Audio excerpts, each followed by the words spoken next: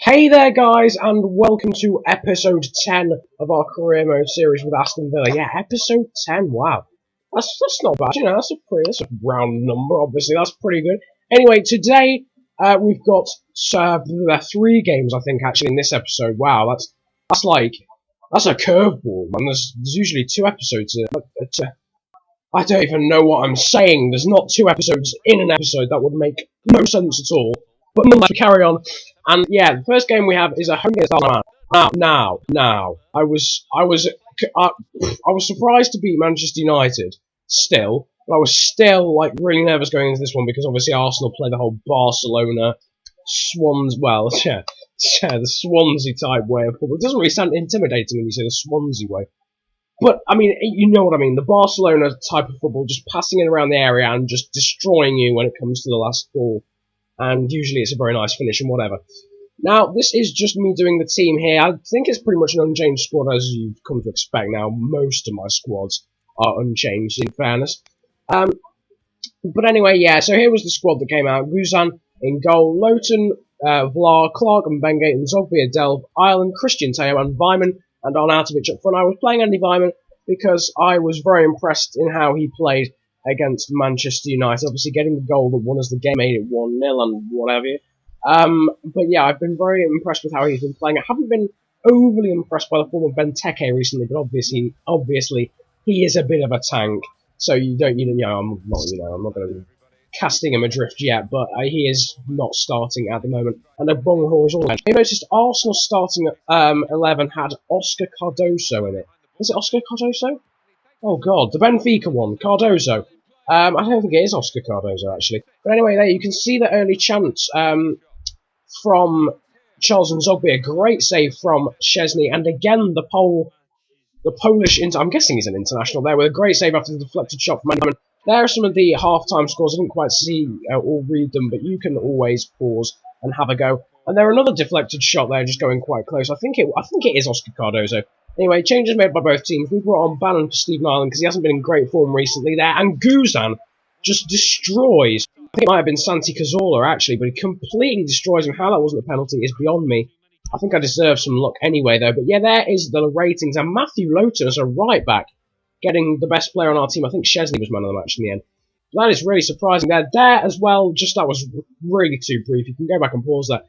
But yeah, those were just the manager objectives. I haven't put that in. Because I didn't know what they were, basically. And, yeah, I am only expected to finish mid-table, which I think is 7th to 15th. So I can actually afford to finish 15th this season, and most likely not get sacked, which is quite nice for me. Anyway, next game up was Capital One Cup, and I decided to play a few young players here. Carruthers was inside, along with Gary Gardner, Benteke and Vyman were the guys up front. And just here, in the skill games, I decided I'd have a go at the crossbar challenge. Well, actually, no, I didn't. But I ended up doing it anyway. That was totally accidental, but still. Anyway, there, Benteke with some class crossbar crossbar challenge skills even. Do well on Soccer AM, but nonetheless, yeah.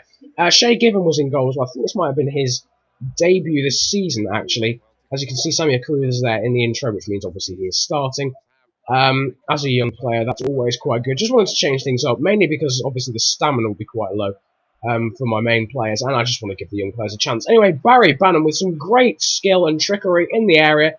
He plays it across for Benteke to score the first goal of the episode.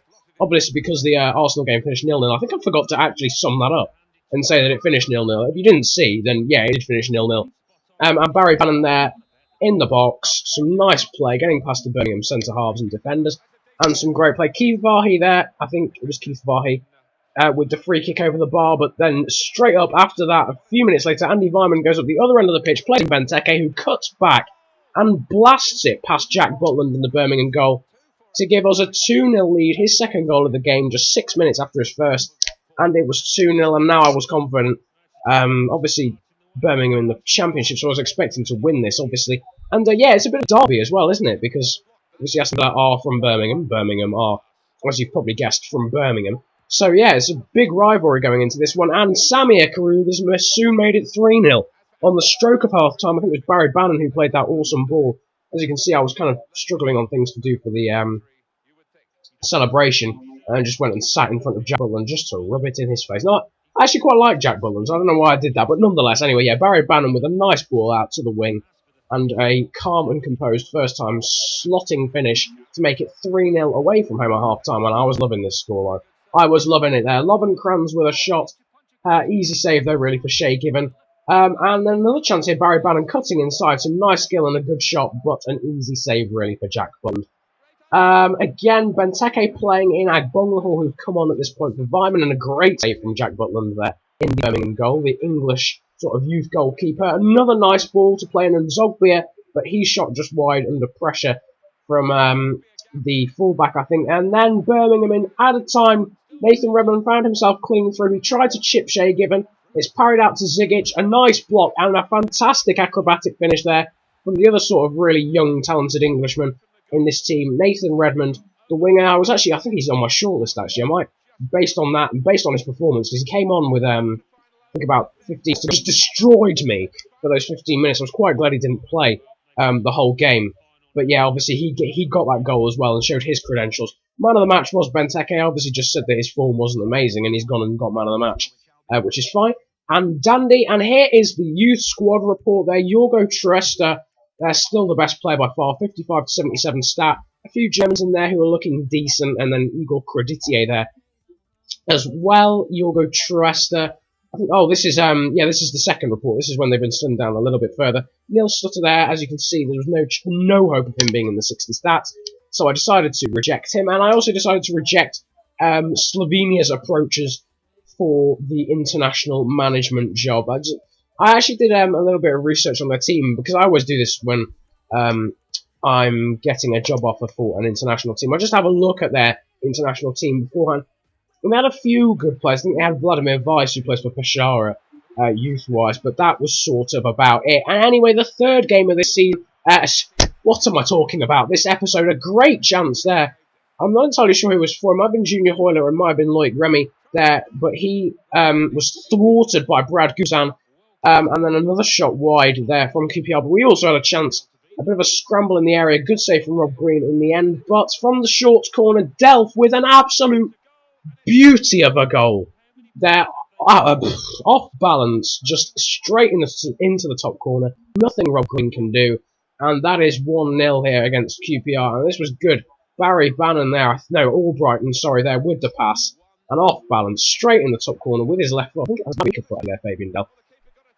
But nonetheless, he got the goal. Arnautovic there with a shot as well. Well saved again by Robert Green. And then QPR just absolutely started to destroy me. Adelta up there with the volley after the nice ball from Jisung Park. He then played in another great ball for Townsend and a fantastic save from Zana. Just trickled past the net, past the wrong side of the post even. And I was, oh man, it was amazing. Anyway, that's about it there. Fabian Delph getting man of the match, as you can see. And that is about it for me. This episode, nice little outro thing. Don't forget to subscribe and like and favourite and do all that. And you can now follow us on Facebook, as you can see. Enjoy yourselves, guys. Have a great day and goodbye.